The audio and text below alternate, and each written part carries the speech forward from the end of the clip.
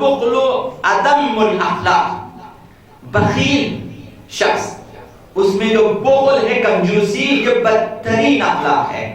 بعض لوگ کنجوس ہوتے ہیں، بعض لوگ بہت زیادہ لالچی ہوتے ہیں۔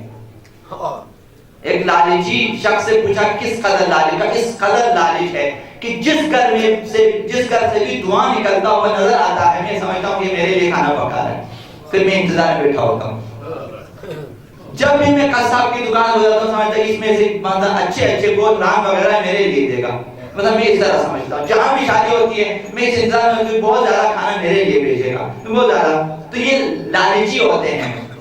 یہ شخص کہتا ہے جب میں قبرستان جاتا ہوں میں ہمیشہ یہ سوچتا ہوں اس مردے نے میرے بارے میں ضرور وصیت کی ہوگی کہ ایک مال کا حصہ اسے دیں، لیکن جب آخر میں دفن ہو جاتا ہے کوئی میرے بارے میں وصیت نہیں ہوتی تو میں نا امید ہو کے آ جاتا ہوں۔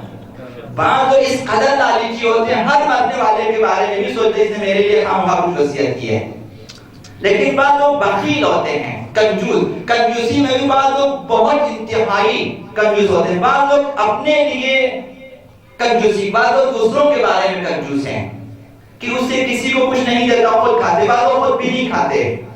بعض لوگ اس قدر کنجوس ہوتے ہیں کہ آپ اگر خرچیں تو یہ ناراض ہو جاتے ہیں کہ یہ کیوں خرچ ہے۔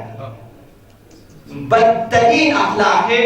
ہمارے امام نے 10ویں امام نے ارشاد فرمایا، ایک تاجر تہرانی، تہران کا ایک بہت بڑا تاجر ہے، اس کا ایک غلام ہے جسے اس نے ہمیشہ پیار دیا۔ جب اس کا آخری دن آیا اس نے جا کر حضرت آیت اللہ خانساری کو بلایا کہ یہ آخری ہے جو جس کا نمک میں نے کھایا اب یہ مر رہا ہے، تاکہ حضرت آیت اللہ آ جائیں، کچھ باتیں کچھ چیزیں کہیں کہ اس کا انجام بخیر ہو جائے۔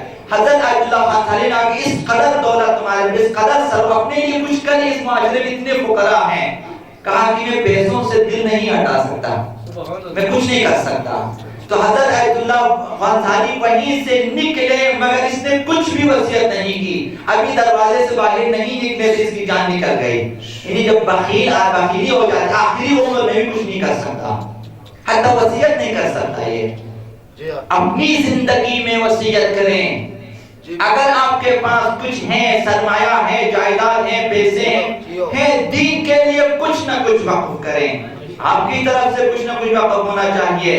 اگر آپ کی طرف سے کچھ بھی نہ ہو، زمینیں ہیں، زمینیں وقف کریں دین کے لیے، مساجد کے لیے، یتیم خانوں کے لیے، ہاسپٹل کے لیے، فلاحی اداروں کے لیے ابھی سے، ورنہ آخری وقتوں میں جو بخیلی پکی ہو جاتی ہے پھر انسان کچھ نہیں کر سکتا، کچھ نہیں کر سکتا۔ واہ واہ۔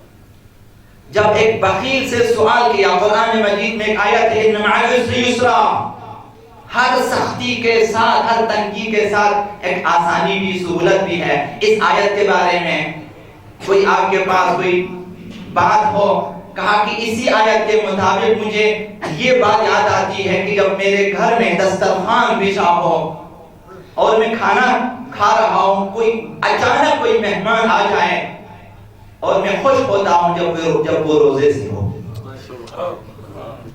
کہ سختی تھی اب سہولت دیتا ہوں کہ یہ روزے، بخیلی نہیں اس حد تک میں چاہتا ہوں کہ مہمان بھی آ جائے تو روزہ رکھ کر آ جائے، میرے گھر میں نہ کھائیں، بخیلی اس طرح